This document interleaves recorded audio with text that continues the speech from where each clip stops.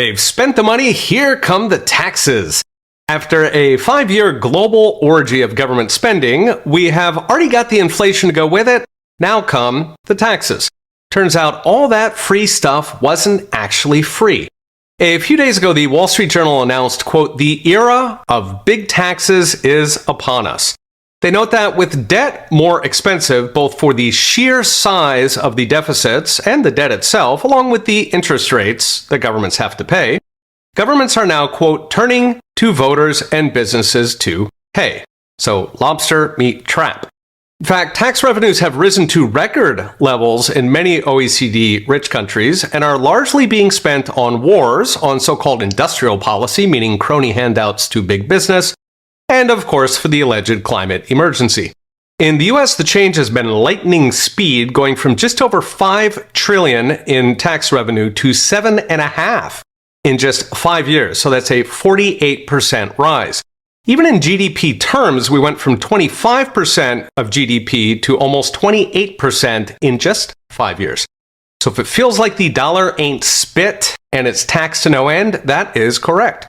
Of course, taxes don't even come close to covering the obscene government spending of these past couple years, which is actually accelerating. The US spending is up to 38% of GDP. In Europe, it's over half. And if you take the taxes versus the spending, that means there's about a 10 percentage point gap between what they spend and what they take. So to close that gap, they'd have to literally raise taxes by a third. So you'd be looking at income tax rates of something like 60% or more, even if they stopped hiking new spending, which is a hilarious prospect. So what's next? Brought to you by Unchained.com. America is already at the highest tax rate in 60 years, and it is about to soar. The Trump tax cuts expire next year, and Democrats are chomping at the bit for new taxes to punish the middle class and feed their growing army of dependent voters, many of them imported. Governments worldwide are already spending $2 trillion on debt interest, and that's expected to jump to $3 trillion in just 3 years. Remember, that's just interest on the old debt. These soaring borrowing costs collide with everything from wars to crony green handouts to migrants and outright vote buying.